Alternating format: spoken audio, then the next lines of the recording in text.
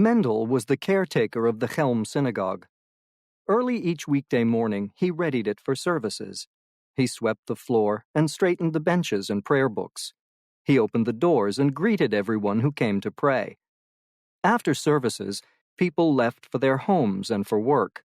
Mendel closed the synagogue doors. Then he gave Rabbi Nachman a breakfast of herring and cream sauce, a warm roll, and a cup of hot tea. "Moshe, what should a man know before trying to teach a dog?" "More than the dog. Right, Spot?" "No, Lysar, I would never talk with my animals, even if they said please." "That is not that is not. That is not that is. Is not that it? It is." "So, how long did you sleep last night?" "I don't know. I didn't bring a ruler to bed." "Is that herring I'm hearing, or smelt I smell?" One winter morning, as Mendel was pouring the tea, the rabbi said, "Don't forget, after you put away the prayer books, set the menorah by the window. Tonight is the first night of Chanukah." Rabbi Nachman dipped his roll in cream sauce, and Mendel went to the storage closet. On a small table there, he found the menorah, a jar of oil, and a few wicks left from the previous Chanukah. He took the menorah, oil, and wicks and put them on the floor by the window. "Mendel, you'll need a table," the rabbi said, "for we are commanded to set our lights where others can see them and be reminded of the Chanukah miracles." Mendel looked at the menorah. The rabbi was right. Without a table, it couldn't be seen through the window. It could hardly be seen in the synagogue. Mendel went to the closet again. He looked under the table and over it. He even moved the table aside so he could look behind it. But he couldn't find a table to place by the window. God made Mendel, but we all make mistakes. I could stand by the window and hold the menorah. "No, Mendel, you're too unstable to be a table." Rabbi Nachman was studying the holy books. Mendel didn't want to disturb him, so he stood by and waited. After a long while, the rabbi looked up. "Is it time for lunch?" he asked. "No, Rabbi," said Mendel. "It's the table. I've looked everywhere, and I can't find it." "So you didn't find the table," the rabbi said. "Well, we can't leave the menorah on the floor. Go see Beryl the carpenter. Maybe he can loan us a table for Chanukah. And hurry back. We need it by nightfall." Mendel put on his coat and left the synagogue. He walked through the forest to Beryl's workshop. When he got there, Beryl was looking at a ladder he had just finished building. "I'm confused," Beryl said. "I walked away for a moment and now I don't remember which end of the ladder is the top and which is the bottom." Mendel shrugged his shoulders. He didn't know either.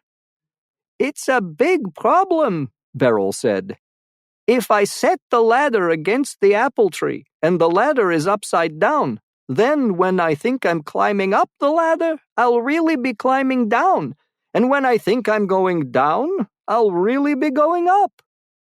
"But why are you climbing an apple tree?" Mendel asked. "There are no apples on it now. It's winter." "Maybe you're right," Beryl said. "Maybe it is winter." "Of course it is," Mendel said, "and that's why I'm here. Tonight is the first night of Chanukah. The rabbi needs to borrow a table so the menorah can be seen through the synagogue window." "A table?" Beryl asked. "Yes, a table," Mendel told him, "with legs and a flat top for the menorah." "Ah, a table," Beryl said. "Come with me." "Which end is up?" "Oh, how I wish I were a migratory bird." "These guys are so dumb, they think the Russian border pays rent." "Oh, Hanukkah, come light the menorah. Let's have a party, we'll all dance the hora." He took Mendel into the workshop and pointed to a large wood table by the window. "This table has 4 sturdy legs and a solid top," Beryl said. "See how strong it is." And he jumped on the table and began to dance. Mendel looked at the table. He tried to imagine it with a silver menorah on top instead of a dancing Beryl. Then he looked through the window and noticed it was getting dark outside. The sun would be setting soon. "The table is just right," Mendel said. "I must hurry if I'm to get it to the synagogue by nightfall." Beryl tied the table to Mendel's back and led him to the door. "What a good dancer. He's all shtetl champ." The table was heavy. Mendel walked slowly through the forest. At times, he had to bend over so that the table's legs wouldn't hit a low branch. After a while, Mendel had to rest. His legs ached from carrying the heavy table. So he untied it and sat beneath a tree. "I'd give him a hand, but I only have paws." While Mendel rubbed his sore legs, Dovid the shoemaker and his wife Rivki the seamstress walked by. Dovid was carrying a bundle of leather. Rivki was carrying a bundle of kindling. They put their bundles on the table. They told Mendel, "We're tired of carrying these." Mendel told Dovid and Rivki, "I'm tired of carrying the table." "Well," said Rivki, "if your table will carry our bundles, we'll help you carry your table." Mendel picked up one side of the table. Dovid and Rivki picked up the other side of the table. They quickly dropped it. "The table with our bundles on it is too heavy to carry," Rivki said. "How many Chelmites does it take to move a table? 1 to hold the table and 10 to move the earth." "Pull! Lift! Push!" Dovid bent and looked under the table. Mendel and Rivki bent and looked at Dovid. Dovid told the table, "You have 4 strong legs. If we can walk to the synagogue on 2 legs, surely you can walk on 4. Dovid grabbed his bundle of leather. Rivki grabbed her bundle of kindling. They started to walk away. Mendel tapped on the table to get its attention. "Follow us," he told the table. Then he ran to catch up with Dovid and Rivki. Without the table, Mendel was able to walk quickly. He reached the synagogue just before nightfall. He sat on the front steps of the synagogue and waited for the table. "Here, table. Come on, boy." Mendel greeted the people who arrived for evening services. He wanted to greet the table, too, to show it where to stand, right by the window. But the table never came. "Where's the table?" Rabbi Nachman asked. "It was a strong table," Mendel told the rabbi, "but it was stupid. It got lost in the forest." "Well, come inside," the rabbi said. "It's time for evening services."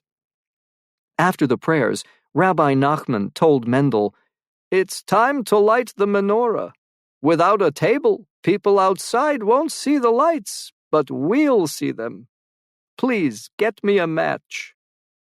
"How did you break your arm?" "I fell out of the tree while I was raking leaves." "I've been saving the sun I caught this summer for the first night of Chanukah." "Look, butterflies." Oy vey. "That walk was good for your table. You've lost weight." Mendel went to the storage closet. The box of matches was on the small table. As soon as Mendel picked up the box, he noticed the table under it. "See how foolish I am," Mendel said to the table. "I was waiting outside for you, and all this time you were here waiting for me. You must know a shortcut through the forest. I shouldn't have told you to follow me. I should have followed you. Come," Mendel continued. "You have to go to the window." The table didn't move. "You must be tired from all the walking," Mendel said. "But I'm not. I'll carry you." He carried the table into the synagogue and set it by the window. Happy Chanukah! Rabbi Nachman spoke about the Hanukkah miracles, about the small band of fighters who beat the king's army, and about the oil that kept burning. He said the blessings and lit the Hanukkah lights. Then he wished everyone a happy holiday. The people of Chelm went to their homes to light their own menorahs. Rabbi Nachman opened his holy books and studied, and Mendel sat by the window and watched the lights burn. When they went out, he wished the table a happy Hanukkah and went to prepare the rabbi's dinner. Be it ever so humble, there's no place like Chelm.